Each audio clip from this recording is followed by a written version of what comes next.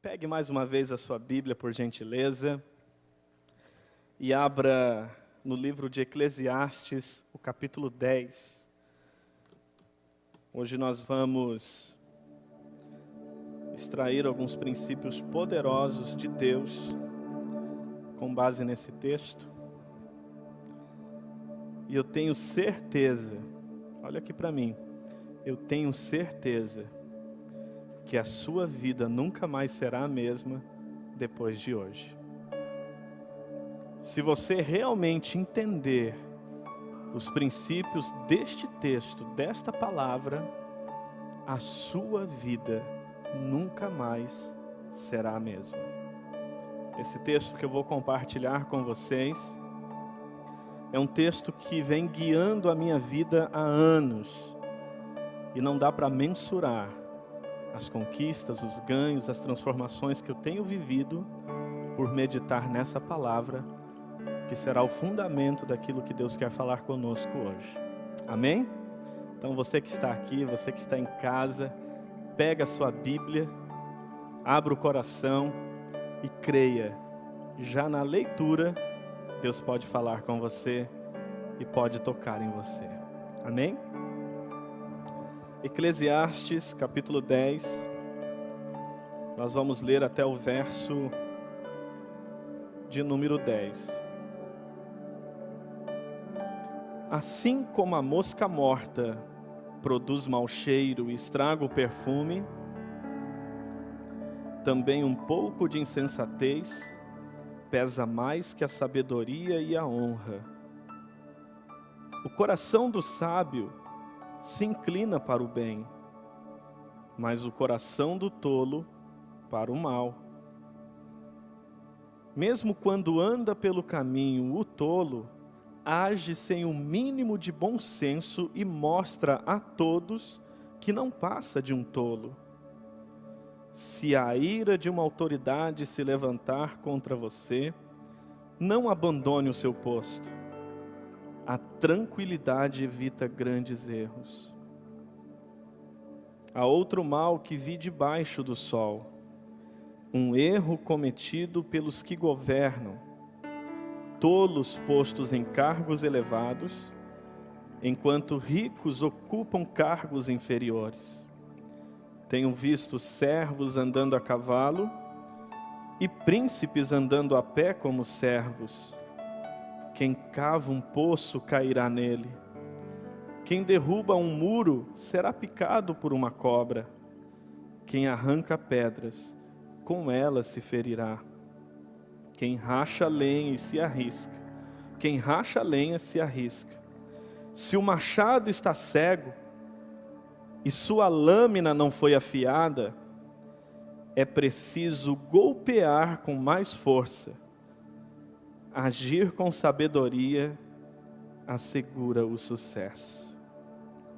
Amém? Fecha os teus olhos mais uma vez. Pai, essa palavra é viva. Essa palavra, ela é eficaz. Ela é penetrante. Ela cumpre o propósito para o qual ela é enviada, para o qual ela é designada. Eu quero pedir, Senhor, que de uma forma muito especial, o Senhor fale conosco. O Senhor ministre aos nossos corações. Nós amamos ouvir a Tua voz.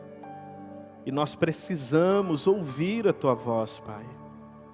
E eu sei que com esta palavra, o Senhor vai falar com Teu filho. Eu sei que com esta palavra o Senhor vai falar com a Tua filha. E eu sei que transformações profundas irão acontecer aqui hoje, de dentro para fora. Pai, o Teu Espírito Santo tem toda a liberdade para agir. Tem toda a liberdade para operar neste lugar. No nome de Jesus Cristo, Pai. Fala com cada um dos Teus filhos e filhas. Fala com cada um, Pai, que está aqui presente e que estão conectados conosco através agora dessa transmissão, Pai. Abençoe a todos para a honra e a glória do Teu nome, Nós oramos e cremos. Amém e amém, Senhor. Amém, gente?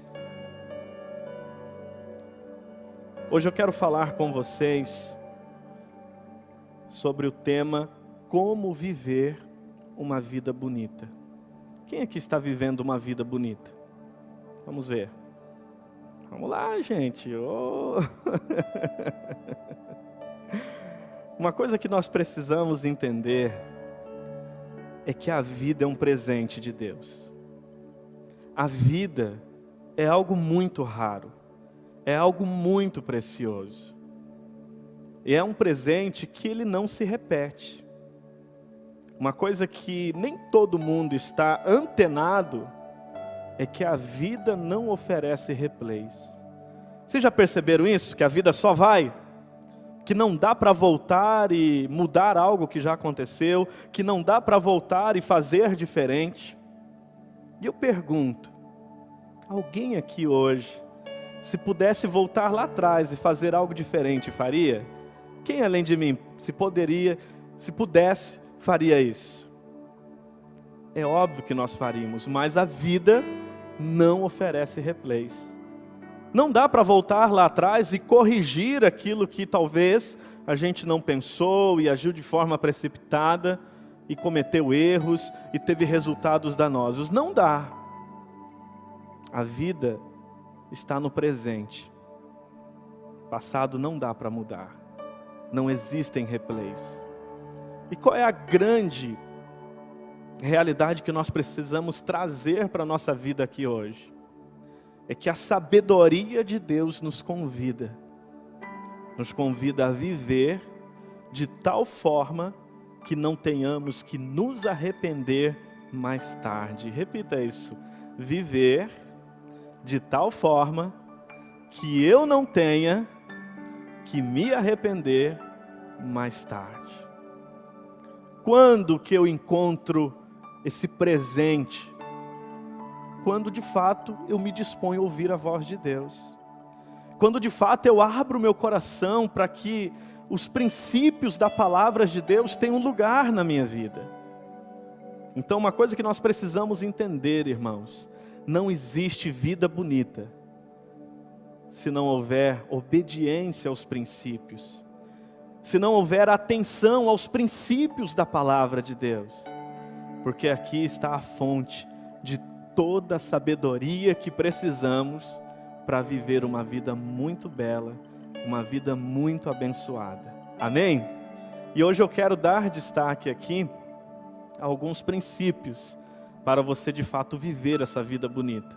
Então eu vou pedir para você manter a sua Bíblia aberta no livro de Eclesiastes, o capítulo 10. Abre ela aí de novo, por gentileza. E eu quero ler o verso de número 1.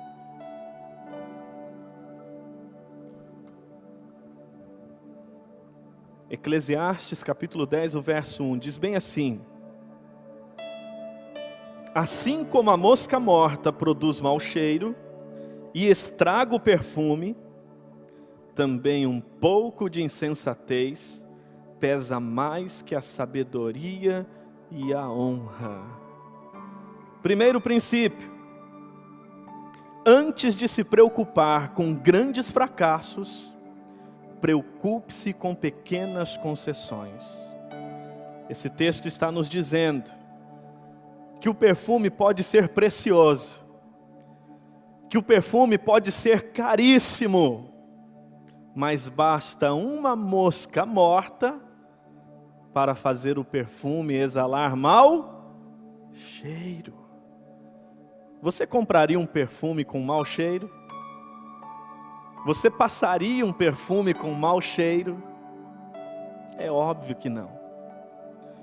E esse texto é uma metáfora perfeita de muitas realidades que nós nos permitimos vivenciar. Às vezes nós focamos em grandes fracassos que queremos evitar, mas não percebemos que esse grande fracasso, ele não acontece do dia para a noite. A estrada do insensato, ela é pavimentada por pequenas concessões. São pequenos gestos, são pequenas ações. é no dia a dia, parece que não está acontecendo nada de ruim e nada de mal, mas está sendo pavimentado uma estrada para se colher uma grande derrota ou um grande fracasso. Porque basta uma pequena mosca para conseguir fazer o perfume exalar mau cheiro. É que nem, por exemplo, será que a gente vai dormir magrinho e de repente, depois da janta, a gente já começa ali a engordar, e quando acorda no outro dia, estamos obesos? Será que é assim? Não é. É aquele brigadeirinho hoje, é aquele chocolatinho amanhã. É assim ou não é? É aquele refrigerante no outro dia. Pequenas concessões, e daqui a pouco você está tendo que lidar com a obesidade, ou até mesmo com outros resultados que estão sendo danosos à sua saúde. Só que isso não aconteceu do dia para a noite. É uma estrada que foi pavimentada por pequenas concessões.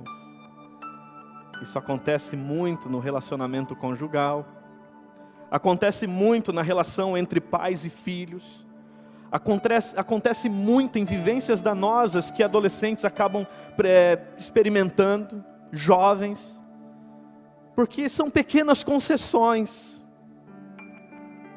que eu não vou prestando atenção, que eu vou deixando, permitindo,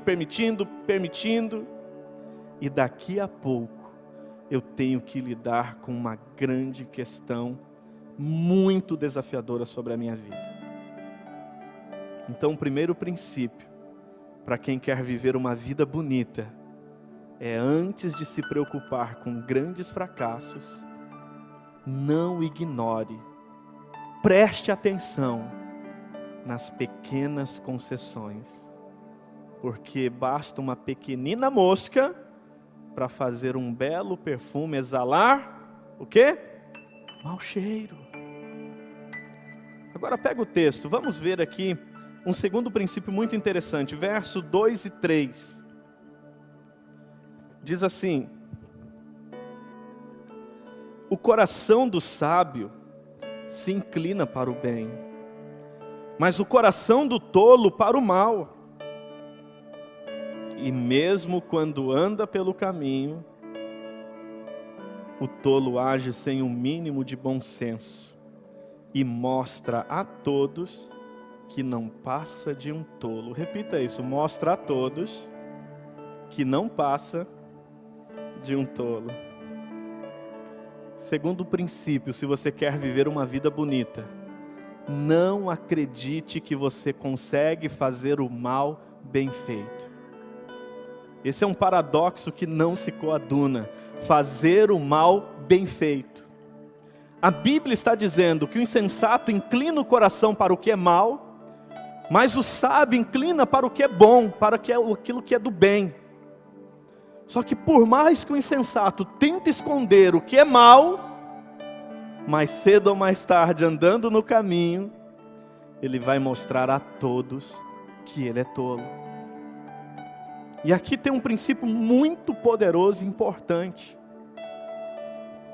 Há pessoas que acreditam que conseguem fazer o mal e colocar debaixo do tapete. Há pessoas que acreditam que podem viver uma vida dupla. Uma vida onde um lugar é de um jeito e no outro é de outro.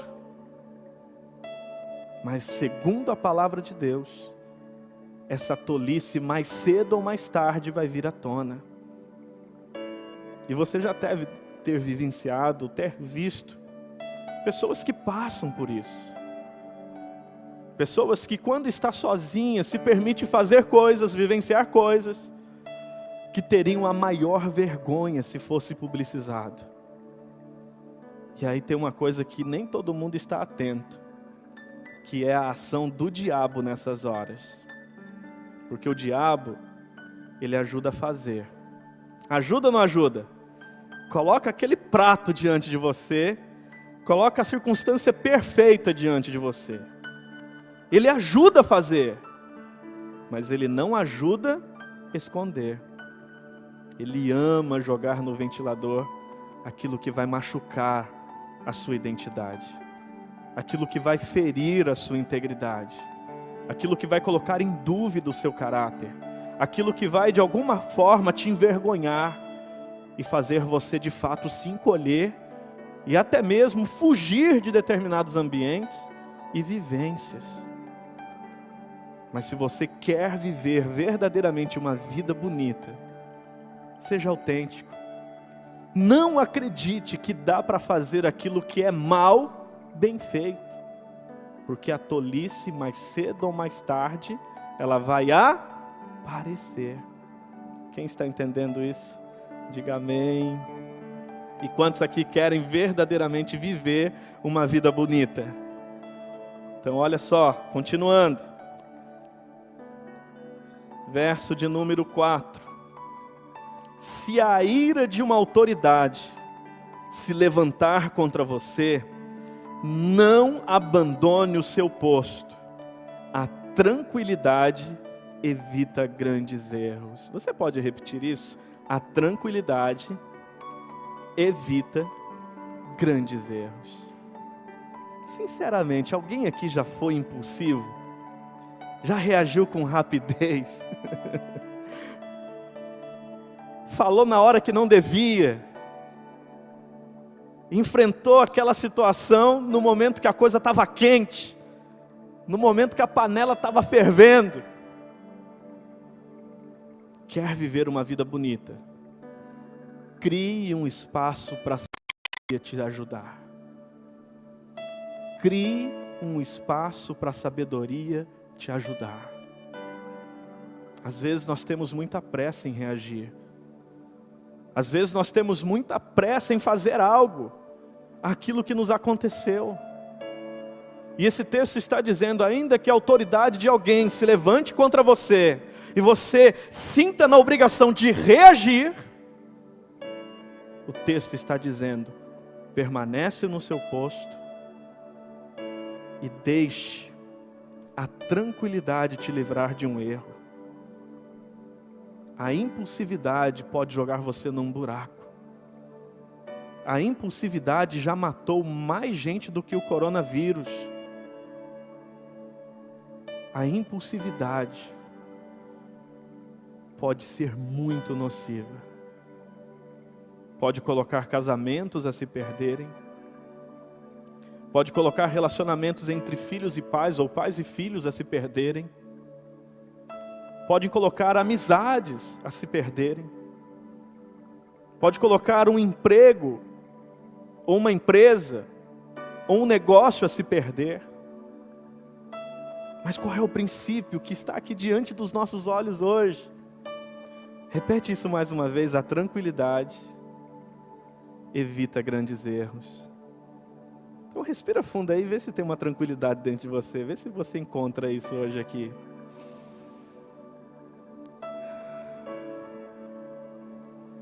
Jesus, Ele nos dá um grande exemplo sobre isso. No Evangelho de João, é narrada a história de uma mulher que foi pega em adultério.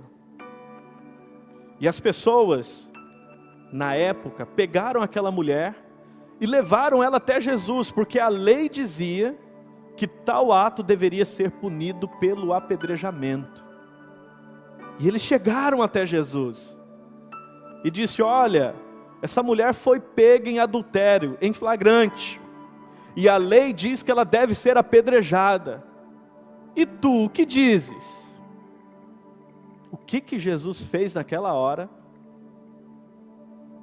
Importante entender que eles não estavam perguntando para saber o que Jesus pensava, para poder então refletir a ação. Eles queriam incriminar Jesus. Eles queriam pegar Jesus agindo contra a lei. Era uma armação para pegar Jesus, para prender Jesus. Como que Jesus reagiu àquilo? Se você conhece a história, ele simplesmente abaixou-se e começou a escrever na areia. Ele não falou nada. E ninguém sabe o que ele estava fazendo na areia.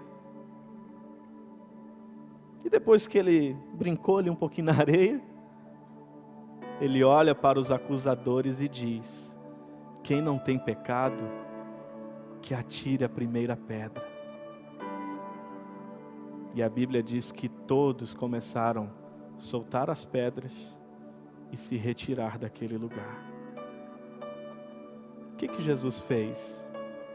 Entre a ação e a reação, Ele criou um espaço para que a sabedoria trouxesse a melhor resposta para aquela situação.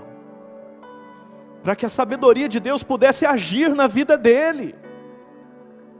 Agora pare e pense quanta coisa ruim você já poderia ter evitado na sua vida, se entre o que te acontece e a forma que você reage, você no mínimo tivesse criado um tempo para baixar-se e escrever na areia. Então repita após mim: se eu quero viver uma vida bonita, eu tenho que escrever na areia. Eu tenho que criar um espaço entre o que me acontece e a forma que eu reajo, para que a sabedoria de Deus me dê a melhor resposta. Quem está entendendo isso, diga amém. Continuando, quarto princípio. Pega aí o verso de número 9, diz assim: quem arranca pedras, com elas se ferirá. Quem racha lenha, acontece o quê? Se arrisca. Aqui eu vou pegar vocês. Quantos aqui tem projetos para suas vidas? Tem planos, tem objetivos? Ótimo. Faça planos. Tenha projetos. Mas não se aventure em fazer algo que você não está disposto a pagar o preço. Quem arranca pedras se expõe ao risco. Vai se ferir também. Na vida, diante dos sonhos que você tem, não será só rosas. Você vai perceber que tem a rosa linda, mas ela também tem espinhos. Vai ter desafios, vai ter afrontas, vai ter consumo de energia, vai ter cansaço, vai ter investimento, talvez acordar mais cedo, dormir mais cedo, abrir mão de algumas coisas. Terá um preço a ser pago. Só que a grande questão que a gente precisa aqui entender é que se eu quero viver uma vida bonita, eu tenho que calcular o preço do projeto que eu estou assumindo para mim, do projeto que eu estou abraçando. Até pega aí, por gentileza, na sua Bíblia esse texto, que é Lucas capítulo 14, o verso 25 ao 30. Olha que interessante o que Jesus falou para uma multidão que estava seguindo ele. Lucas capítulo 14.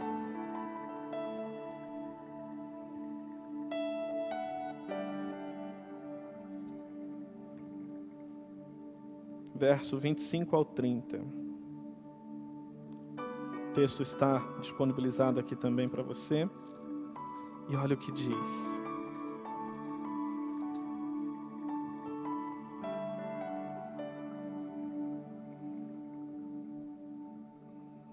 Uma grande multidão ia acompanhando Jesus.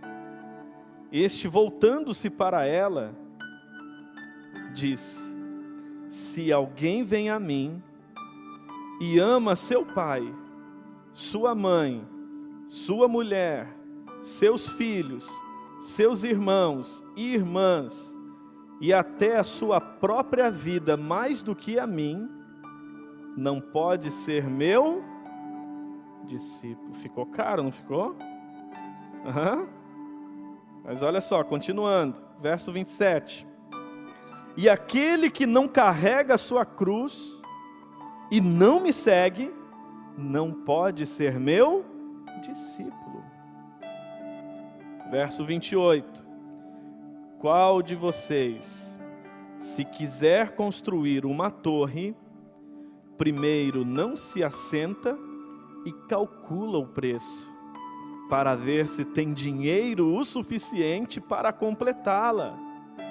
Pois, se lançar o alicerce e não for capaz de terminá-la, todos os que a virem rirão dele, dizendo: este homem começou a construir e não foi capaz de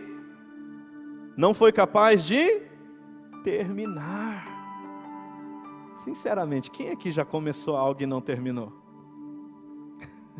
Quem já começou a ler um livro e não terminou?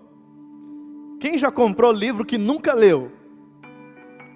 Esse livro vai ser especial, vou levá-lo. Está até hoje guardado e quem sabe empoeirado. Uma coisa que nós precisamos entender, irmãos: se você quer viver uma vida bonita, faça projetos, tenha uma visão incrível daquilo que você quer construir, mas calcule o preço. Veja se você pode começar, continuar e terminar aquilo que você está fazendo. E Jesus, ele fala aqui com a multidão que estava seguindo ele, e ele diz: gente, olha só, tá legal, é uma multidão me seguindo, mas vocês precisam saber, vai ter um custo andar comigo. Vocês vão ter que encontrar um amor que é muito maior do que aquele que você sente pelo papai, pela mamãe, pelo irmão, pela esposa, pelo filho. Vocês vão ter que me amar mais do que qualquer outros amores. Estão dispostos? Será necessário pegar a sua cruz e carregar e me seguir. Estão dispostos? E é por isso que a Bíblia diz que quem põe a mão no arado não deve olhar para trás. Posso ouvir um amém? Quem ainda quer viver uma vida bonita? Amém. Então olha só, para viver uma vida bonita, primeiro, antes de se preocupar com grandes fracassos, eu devo me preocupar com as pequenas concessões. Segundo, se eu quero viver uma vida bonita, eu preciso entender que não dá para fazer o mal bem feito. O diabo ajuda a fazer, mas não ajuda a esconder. Ele vai querer detonar você depois de cair nesse erro. Terceiro, crie um espaço para a sabedoria te ajudar. Não reaja no impulso. Não fale no impulso. Não faça no impulso. Escreva na areia. E busque a Deus para que a sabedoria dele te sirva, te ajude, te dê a direção. Quarto, faça projetos, mas calcule o preço. Calcule o preço. Mas agora, para encerrar, pega aí o verso 10, por gentileza. Esse princípio é poderoso. Diz assim: se o machado está cego e sua lâmina não foi afiada, é preciso golpear com mais força. Assim, agir com sabedoria assegura o sucesso. O que nós temos aqui, irmãos, em quinto lugar? Repita isso: a sabedoria é um convite à eficiência. Quem aqui trabalha muito? Quem aqui dá um duro lascado para poder conseguir alguma coisa, para poder ter resultado? Hoje em dia, muitas pessoas trabalhando dobrado, trabalhando triplicado, para conseguir um resultado. Só que o princípio da palavra de Deus é que nós não devemos trabalhar dobrado. Não devemos trabalhar triplicado. O princípio da palavra de Deus está dizendo: trabalhe com eficiência. Mas como que eu trabalho com eficiência? Afiando o meu machado. A palavra está dizendo que se eu não afiar o machado e for cortar a árvore, eu vou ter que golpear mais, eu vou ter que trabalhar dobrado, eu vou ter que consumir mais energia, porque o machado está sem corte, o machado está embotado. Eu não sei aqui os churrasqueiros da igreja, se já tentaram cortar carne com uma faca cega, com uma faca sem corte. Quem já passou por isso? É de dar raiva, não é? Cortar o sushi até dá, né? É mais tranquilo, né? Mas, gente, quantos aqui sinceramente querem vencer? Quem quer vencer de verdade? Quem tem vontade de vencer? Lá na galeria, eu quero ver vocês também. Ei, a sua vontade de se preparar tem que ser maior do que a sua vontade de vencer. A sua vontade de afiar o machado tem que ser maior que a sua vontade de vencer. E aí, nesse sentido, como que eu afio o meu machado? E aqui você precisa abrir o coração para receber o que eu vou dizer para vocês. O seu sucesso nunca será maior que a sua vida com Deus. Repita isso: o meu sucesso nunca será maior que a minha vida com Deus. Quer ter grandes resultados? Cresça no relacionamento com Deus. Quer ter grandes conquistas? Cresça na intimidade de Deus. Quer realizar proezas? Cresça no conhecimento de Deus, na sabedoria de Deus. O seu sucesso nunca será maior que a sua vida com Deus. E aí eu pergunto, na sua agenda, tem um tempo diário com Deus para você afiar o machado com Ele? Ouvindo a voz dEle, escutando a direção dEle, aprendendo da palavra dEle.